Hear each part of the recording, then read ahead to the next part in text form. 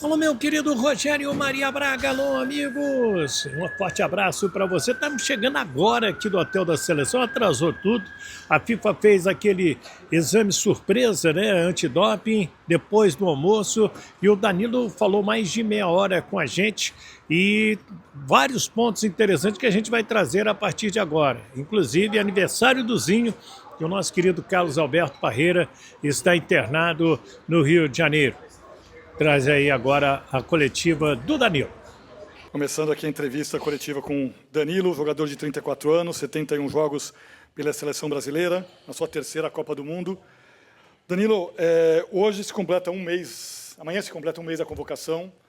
Já são 3 semanas que nós estamos juntos, que a delegação da seleção brasileira está junta. Gostaria que você pudesse fazer um resumo da importância dessas 3 semanas de trabalho num grupo de seleção que às vezes se encontra por poucos dias, o que houve de avanço, o que foi conversado, enfim, um apanhado dessas 3 semanas de trabalho com o Ancelotti, por favor. Tá bom. Boa tarde a todos. Mais uma vez aqui, a casa está cheia. Não, eu queria só, antes, Fábio, de falar qualquer coisa, eu queria prestar aqui uma palavra de apoio ao Parreira e a toda a família, pelo que a gente pôde acompanhar, que ele foi ingressado agora num hospital e é um ícone aí da nossa história do futebol brasileiro. Então, eu queria deixar minha palavra de força e de incentivo à família e que as coisas corram pelo melhor. Após isso, obviamente, 3 semanas de trabalho faz com que a gente, de certa forma, deixe um pouco de lado todas as convicções que cada um tem dos seus clubes, isso falando dentro de campo, e que a gente possa, de certa forma, mergulhar, né, dentro de uma filosofia que a gente quer ter dentro de campo aqui na seleção brasileira.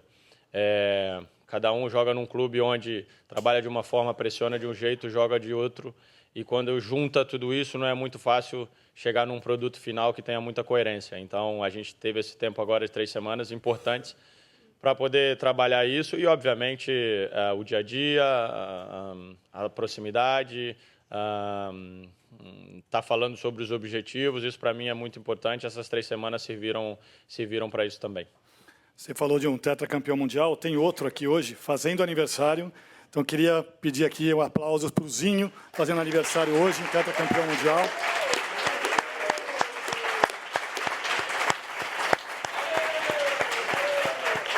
Parabéns, Zinho. Obrigado por tudo que você fez pelo futebol brasileiro. Agora, já chorei muito nessa hoje, função. você quer que eu chore de novo na frente de todo mundo aqui, né, Danilo? Então, pode começar, Zinho, por favor. Muito obrigado pelos aplausos, pela homenagem, pelo carinho de todos vocês comigo, muito obrigado.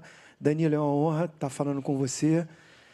Faço minhas palavras do Danilo, mestre Parreira, paizão, né, nosso gestor maravilhoso do Tetra. Também estou nessa corrente, Danilo, orando muito por ele. Falei com a Vanessa, a filha dele agora, está estável, mas a situação não é das melhores, mas vamos crer que tudo vai dar certo, né? Se Deus quiser. Danilo, aniversariante pode fazer uma com 2, né? Quebrar essa, vai hoje, só hoje. Rapidinho, turma.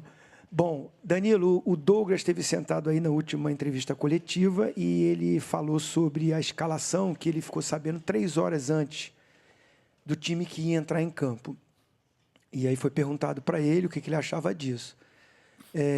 O que eu quero saber mais de você é assim, se isso vai ser a tônica do Ancelotti ou não.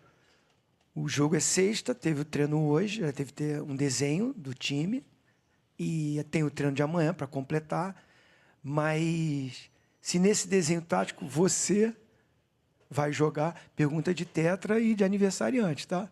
Se você vai jogar, e o que você acha disso? Porque o nosso time está sendo formado, né? Nós temos ótimos jogadores, mas é um time que está dando aquela liga.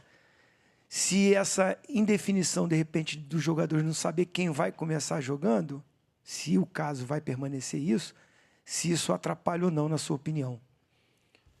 Bom, primeiramente, feliz aniversário, Zinho. Deus te abençoe aí, que seja mais um ano maravilhoso e, enfim, saudações rubro-negras, de todas as formas. Eu outro dia dei uma entrevista e falei sobre não existir reserva e titular, talvez eu me expressei mal. Todo time existe um núcleo duro, onde existem ali 6, 7, 8 jogadores que são, sim, os jogadores titulares e que jogam sempre. E ali existem 3, 4 jogadores que estão sempre em uma rotação em base ao jogo, ao adversário e à estratégia. Isso é o que se faz hoje, no futebol de hoje em dia, né? Num futebol moderno, em que as estratégias mudam de acordo com o adversário sempre.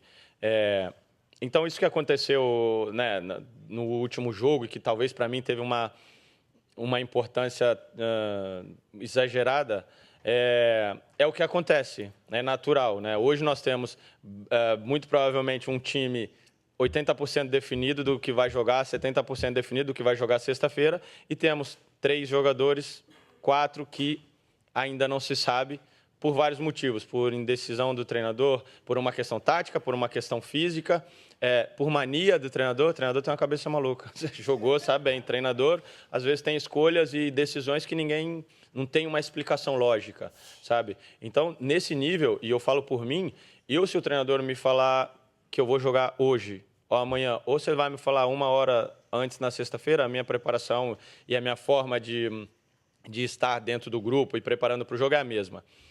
Posso falar que isso serve para todo jogador? Não. Alguns jogadores precisam saber antes, sim, para se preparar de uma maneira diferente, para já viver algo do jogo. Eu, por algo vivido já no futebol e alguns outros, por mim, se ele me falar 10 minutos que eu tenho que entrar, já me aconteceu várias vezes. O Guardiola chegou e falou, tu vai jogar agora, zagueiro. Eu nunca tinha jogado de zagueiro. Depende de cada um. É diferente a interpretação de cada um. Quanto a se eu vou jogar ou não, eu espero que sim. Eu espero que sim. Danilo, tudo bem? Aqui no meio. Felipe Brizola, TV Globo Sport TV. Danilo, no fim do jogo passado, você deu algumas entrevistas muito boas falando que o Brasil tinha escapado ali no primeiro tempo do pior, né, nas criações de Marrocos, e você atrelou um pouco a ansiedade, ao nervosismo da estreia. Eu queria avançar com você um pouco mais nesse sentido, porque depois vendo o jogo com calma, a gente viu, tem alguns lances ali, principalmente no primeiro tempo, uns erros de domínio de bola, passe curto, virada de jogo que vocês nunca erram indo para fora. Então, eu queria entender um pouco, te ouvindo, se você acredita que, além desse nervosismo da estreia, que acontece com todas as outras seleções, essa seleção brasileira está carregando uma mala mais pesada por causa de um ciclo em que as coisas não aconteceram, porque, infelizmente, vocês não conseguiram engatar nenhuma sequência muito forte e talvez não tenha criado aquela autoconfiança de outras épocas, né, que vocês já viveram com o Tite, por exemplo. Então, eu queria entender se você acredita que esse nervosismo talvez maior, que gerou erros bobos no campo, está atrelado a essa mala mais pesada que vocês estão carregando. Nós temos que ser claros, né, em relação a tudo isso que você falou, daquilo que foi o primeiro tempo, principalmente do jogo. Acho que a melhor forma de crescer e de consertar tudo aquilo é encarar com realidade e com clareza tudo aquilo que aconteceu. E penso que isso a gente tem feito muito bem. Ter certeza de que aquele primeiro tempo é um primeiro tempo completamente aquém das nossas capacidades, completamente aquém daquilo que pede a camisa da seleção brasileira. Dito isso, eu penso que a gente teve uma oportunidade da vida de poder voltar para o jogo, de poder empatar e não ter um resultado que pudesse ter uma influência psicológica importante dentro do nosso grupo. E eu acredito, sim, que a não criação de uma identidade, as trocas constantes, tudo aquilo que aconteceu, faz influência nessa questão da ansiedade, nessa questão de... Porque quando você tem um plano e uma coisa construída, coesa, quando as coisas começam a ficar difíceis, você se agarra naquilo. Então, isso é uma coisa que realmente a gente não conseguiu construir. Isso é claro, isso é óbvio.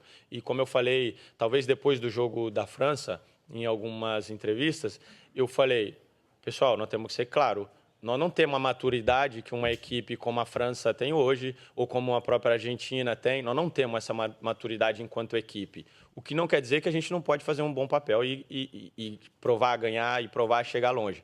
Entretanto, as nossas ferramentas para jogar essas partidas, elas têm que ser diferentes. Nós temos que usar outro tipo de mecanismo para poder enfrentar esse tipo de jogo. Talvez ficar um pouco mais baixo, talvez não pressionar tanto, talvez aceitar em algum momento que a posse de bola e o comando do jogo possa ser do adversário. Isso, para mim, é maturidade, é saber enfrentar esses momentos e saber que a hora que eles derem uma brecha para a gente, então vamos lá, nós temos o Vinícius, nós temos o Rafinha, nós temos o Endrick, nós temos o Ryan, nós temos gente que a hora que eles derem uma brecha, nós vamos fazer o gol. Mas é isso que talvez eu falei no final daquele jogo, que a gente tem esse entendimento e essa autorresponsabilidade de entender que nós vamos sofrer sim, nós vamos precisar desenvolver espírito de sacrifício sim, mas a hora que a gente tiver a oportunidade é ir lá, botar a bola para dentro e depois defender o resultado com vida, entendeu? Fred. Danilo, aqui mais para o meio, Fred Caldeira, Cazé TV, bom falar com você como sempre. Na Copa do Mundo a gente sabe que um segundo ele pode virar uma eternidade, que um momento ele pode parecer muito mais definitivo do que ele é. E dentro dessa corrente de pensamento eu queria te perguntar sobre o Endrick, porque há uma impressão parcial externa de que o Endrick talvez não faça parte do grupo, que o Endrick, ele, por não ter entrado e ter aquecido o segundo tempo inteiro, ele está no fim da fila. Enfim, é uma impressão de quem não está vendo de perto. Eu queria te ouvir como um dos líderes desse vestiário, como que é o Endrick como parte desse grupo da seleção brasileira na Copa do Mundo? Obrigado. Fred, prazer também falar com você mais uma vez. Eu acho que esse é um tema, que é um outro tema também que a gente fantasia muito nesse caso, né? Até, obviamente, teve a entrevista do Casemiro, onde ele falou de alguma forma que provavelmente possa ter dado margem para a interpretação, é justo, então cabe a nós também, quando a gente senta nessa cadeira ou quando a gente vai usar a nossa voz, se comunicar da melhor maneira e da maneira mais clara possível. Agora, o Endrick é um jogador muito importante, é uma joia rara que a gente tem no futebol brasileiro, entendeu? É um jogador que tem uma potência de perna muito grande, um poder de decisão muito grande, é um jogador que tem estrela, meu amigo, que acontece as coisas, você não sabe por que ele faz gol. Então, assim, é um cara que, para a gente quer ter ele perto. Hoje, no treino, quando vocês já não estavam, ele teve lances e fez gols que você fala, cara, esse moleque... Ontem ele deu um chute quase na net, quase tirou o moleque do treino. Assim, é um tipo de jogador que a gente quer ter e que a gente espera que possa ter o maior protagonismo possível dentro da seleção brasileira, entendeu? Eu sempre falei algumas vezes que tudo que acontece, muitas vezes, não é para mim, ou para o Casemiro, ou para o Neymar, ou quem é que seja, não. Obviamente, nós temos a nossa parcela, mas, meu amigo, é a última chance que nós temos. A seleção brasileira continua com toda essa galera, entendeu? E o que a gente puder e que a gente tiver ao nosso alcance para poder fazer com que eles se sintam realmente importantes, que eles sintam que esse espaço é deles, a gente vai fazer, meu. Entendeu? A gente vai fazer, porque o Endrick vai ser importante para a gente na Copa do Mundo. E no outro dia, ele não entrou porque o Mister decidiu, porque talvez o Bruno sentiu um pouquinho no final e teve que colocar o Danilo Santos, eu não sei, entendeu? Mas é um jogador que vai ser importante para a gente. E isso eu falo muito com ele, eu falo, mantenha a cabeça fresca. Porque a hora que você entrar, que seja 5, 6, 10, 20 minutos, meu amigo, tu vai botar a bola para dentro. E aí é o seu nome e nós estamos lá te apoiando, te ajudando. Beleza? Mauro. Boa tarde, Danilo. Mauro Naves aqui, do SBT e N Esportes. Danilo, é indiferente para vocês se o Brasil for o primeiro do grupo, segundo do grupo, ou isso mexe não só apenas na logística, mas talvez na confiança? Vai mudar alguma coisa? Porque o adversário a gente não sabe, você pode pegar o primeiro de lá ou o segundo de lá, sabe-se lá quem vai ser mais forte, é tudo muito na teoria, né? Mas na prática, para vocês, faria diferença psicologicamente, talvez, e principalmente no nível de confiança? Obrigado. A diferença faz porque uma vez que a gente entra numa fase de grupos onde você tem 3 adversários, você quer ganhar desses 3 adversários e ser o melhor daquele momento, né? E esse é o nosso objetivo, se classificar em primeiro. Obviamente, tem todas as questões de logística, as questões das viagens mais curtas e tudo isso.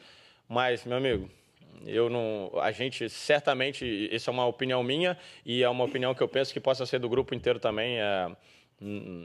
Se tiver que classificar em segundo e a gente tiver uma trajetória, a gente vai chegar num final feliz. A gente não tem que pensar nisso. Classificar, passar o giro, melhorar o jogo a cada dia, melhorar a conexão entre a gente em campo. E aí, a partir daí, os adversários, as logísticas e tudo isso é um segundo plano que a gente muitas vezes não tem controle e que faz parte da trajetória. Beleza? Danilo, boa tarde. Marco Belo, TMC Esportes, tudo bem? Cara, eu vou pegar uma resposta sua agora há pouco, que eu estava prestando atenção. Você falou que equipes que estão mais preparadas, mais à frente, né, equipes que estão mais entrosadas do que a seleção brasileira, né? Você não usou o termo melhores, mas usou mais preparadas. e que se a seleção fosse jogar contra equipes como essas, a seleção poderia marcar uma linha mais baixa, poderia jogar de forma diferente. Quando você estava falando isso, me passou algo pela cabeça que na imprensa muita gente fala, mas eu não vi nenhum jogador falando ainda. Você acha que a seleção brasileira pode ter mudado de status hoje no futebol mundial? Aquilo que eu penso é que as outras seleções melhoraram muito. O futebol evoluiu de uma maneira como a gente sempre fala, isso é falar do mesmo. As outras seleções melhoraram muito. A maneira de formar jogadores, de montar equipes, ela evoluiu de uma maneira que todo mundo ficou muito igual. E isso é em todo tipo de futebol de seleções, futebol de clube. A diferença entre ganhar, perder, empatar, ser o melhor, ser o pior, ela é muito curta, é muito fina, entendeu? Então, o Brasil está na primeira fileira, sim, sempre vai estar. Só se acontecer um desastre muito grande, parar de produzir jogador como a gente produz, entendeu? Só se a gente for muito amador e pouco inteligente na maneira de conduzir os nossos jogadores e tratar a nossa seleção, porque é muita gente nascendo a cada dia com muita qualidade, e a gente tem uma geração que muitas vezes as pessoas falam, uma geração que não é boa. Pô, brincadeira, cara, com tanto de qualidade, tanto de gente boa que você tem aí. Não acho que o Brasil mudou de patamar, não. O Brasil continua na primeira fileira. Obviamente, isso foi construído não por mim, nem pelos jogadores que estão aqui. Tem uma galera atrás que precisa ser respeitada e foi quem construiu esse status, essas conquistas, essas 5 estrelas que a gente tem no peito. Nossa obrigação é tentar o máximo possível honrar isso. E se a gente tiver a possibilidade, com muita entrega, com muito espírito de sacrifício, conseguir colocar mais uma estrelinha na camisa, seria maravilhoso. Danilo, aqui na sua frente. O Paraná te abraça, o Osiris Nadal, da Rádio CBN do Paraná e do Portal Agora. Tive o prazer de ser o primeiro a dizer para você, você está convocado na saída de um jogo, lembra? Lá na França. Eu disse, não, eu tenho que falar com o mister. Muito bem, você me deu o prazer de participar de uma das mais importantes entrevistas coletivas que eu participei. Eu há pouco estava falando para o Fábio, a quem agradeço, que você deu uma verdadeira aula. Nós tínhamos perdido a Copa América e iniciamos o trabalho para a classificação nas eliminatórias. Aí você fez uma colocação muito, mas muito significativa e que eu não esqueci jamais. Você disse que o Brasil precisava encontrar o caminho certo. Nós estamos errados em tudo. Você falou que nós tínhamos que ter 3 pilares, que você citou, organização, planejamento e matéria-prima. Essa foi a colocação que você fez. E aí você concluiu dizendo que a matéria-prima é ótima, mas que nós precisávamos nos organizar. Mudou tudo na CBF. E hoje nós temos um belíssimo trabalho do Rodrigo Caetano, assessoria de imprensa, enfim, toda a staff tem um belo trabalho. Hoje, você entende que o Brasil encontrou esses 3 pilares, organização, planejamento e matéria-prima, e nós temos condições de arrancar agora, nessa sexta-feira, para a conquista do Hexa, Danilo? Boa sorte. Obrigado, meu amigo. Eu sempre fui um grande crítico de desorganização e de falta de direcionamento. E não sei se o Rodrigo Caetano está aí, eu já tive alguns debates com ele. E hoje eu tenho que reconhecer que o trabalho dele, de todo o pessoal que assumiu a CBF nesse novo momento, trouxe um direcionamento e trouxe uma tranquilidade muito maior para a gente poder trabalhar aqui dentro e não ter que ficar lidando com situações que o atleta não teria que lidar. Então, hoje, na minha concepção, existe um planejamento, existe um direcionamento e uma organização que é das melhores que eu já tive aqui dentro. E penso que isso vai trazer muito benefício para a seleção brasileira a curto prazo, porque para essa Copa do Mundo agora, isso é uma coisa que deixa os jogadores mais tranquilos para poder trabalhar e pensar só no campo. E a médio e longo prazo também, né, na questão da criação da identidade dos próprios jogadores que crescem nas categorias de base da seleção brasileira, que depois futuramente vão poder também vestir a camisa da seleção principal, criar essa identificação, esse entendimento, essa autorresponsabilização. O que eu posso dizer, não sei se você já ouviu a parábola do bambu chinês, né? Que o bambu chinês, você bota lá a semente e tem que ficar regando e cuidando por aí 4, 5 anos, e só depois disso que ele fica ali construindo uma raiz, uma estrutura toda por baixo, complexa, e aí só depois de 4, 5 anos que ele vai crescer num espaço curto de tempo, muitos metros. O que eu quero dizer é que eu acredito muito naquilo que a gente possa fazer nessa Copa do Mundo e numa trajetória bonita, mas acredito que essa organização e esse direcionamento ele vai trazer muitos frutos também a longo prazo, desde que a gente tenha a resiliência, né, de esperar os processos, que nem sempre é fácil. Thiago. Danilo. Thiago Asmar, da Jovem Pan, canal Pilhado também. Eu queria te fazer uma pergunta sobre o jogo, né? O primeiro jogo da seleção brasileira contra Marrocos, porque para o torcedor que estava no estádio, eu estava ali na arquibancada, então eu percebi, os primeiros 30 minutos assustaram, deixaram o torcedor assustado, né? Da desorganização, e depois tudo se arrumou no segundo tempo. O que eu queria saber de vocês, jogadores, que eu acho legal o torcedor saber, o jogador fica puto quando ele está nesse jogo, ele vê depois, ele vê a forma que começou. Vocês próprios conversam entre vocês com o Mister, com o Rodrigo Caetano. Cara, o que a gente tem que mudar daquilo que aconteceu no primeiro tempo? Porque o segundo foi muito melhor. Agora, o primeiro tempo ali, até os 30 minutos, até o gol, assustou o torcedor. Assustou também vocês, para o torcedor saber o sentimento do jogador que está lá dentro e da comissão técnica? Assustou porque existia tanta expectativa interna em fazer um jogo grande, um jogo de domínio, um jogo de pressão a todo tempo. E quando as coisas não acontecem daquela maneira, e ao contrário, a equipe adversária tem o controle, tem várias ocasiões e tudo, isso realmente é algo que não é fácil de gerir. Eu, como estava fora, depois que passa esse momento ali que você começa a ter muita euforia, o meu papel era tentar pensar num contraponto, entender, peraí, onde que a gente daqui a pouco, quando as coisas acalmarem, o que a gente precisa melhorar, quais são os pontos que a gente pode trazer para dar primeiro o equilíbrio. Porque não adianta, você não vai passar de um momento no jogo onde você está tomando pancada a um momento onde você vai bater. Você precisa achar o equilíbrio primeiro. E isso, para mim, era o primeiro ponto e o mais importante. Penso que a gente estava desequilibrado ali taticamente e a gente estava desequilibrado ali um pouco emocionalmente. Então, a primeira coisa foi quando a gente voltou para o vestiário, foi talvez trazer esse equilíbrio de novo, trazer um pouco essa calma, talvez correr menos. Muitas vezes correr menos não quer dizer que você não está se entregando, não está se doando. Correr um pouco menos, ficar um pouco mais na posição, entender os espaços, as distâncias. E penso que foi isso que a gente conseguiu mudar do primeiro tempo para o segundo, que não foi um segundo tempo excepcional, mas foi um segundo tempo onde a gente conseguiu dar mais pausa, a gente conseguiu encurtar as distâncias de passe, achar mais linhas de passe. E aí, normal que a confiança vá crescendo, normal que os jogadores com muita qualidade, principalmente os da frente, se sintam mais soltos e mais leves para fazer as jogadas, que os jogadores da defesa se sintam mais protegidos, isso é natural. Quanto a conversar sobre, a gente conversou muito, talvez até demais, eu te digo,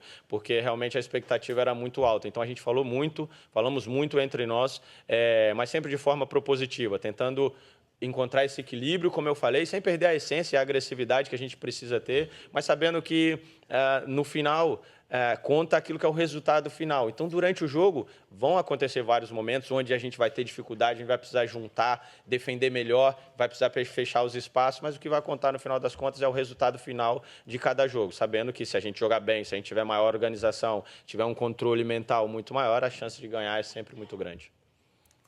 Danilo, aqui é Raíza Simplício, da Placar.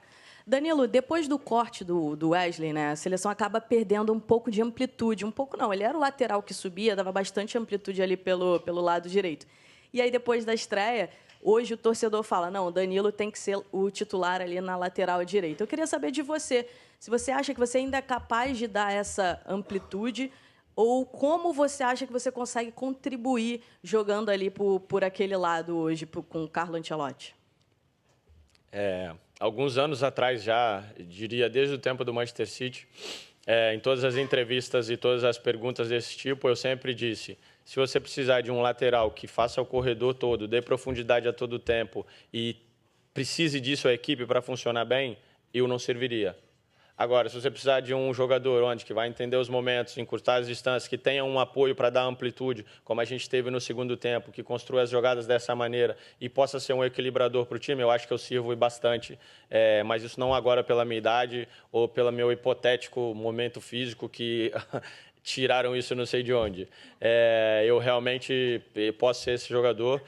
obviamente, em base às características de cada um, o treinador precisa montar uma estratégia e o mister é muito atento a isso, tanto que no segundo tempo a gente conseguiu consertar isso, ter mais amplitude, variar um pouco mais os ataques e eu pude até me arriscar uma vez ou outra no ataque, como nos velhos tempos. Pois é, Rogério, aí o Danilo conosco, Neymar treinou no campo, mas não vai para o jogo. Pela primeira vez, depois de 980 dias, se juntou a galera e o time vai ter mudanças. Mas amanhã a gente já deve ter aí algo próximo daquilo que ele quer para sexta-feira contra o Haiti. É com você, Rogério Maria Braga, um abraço!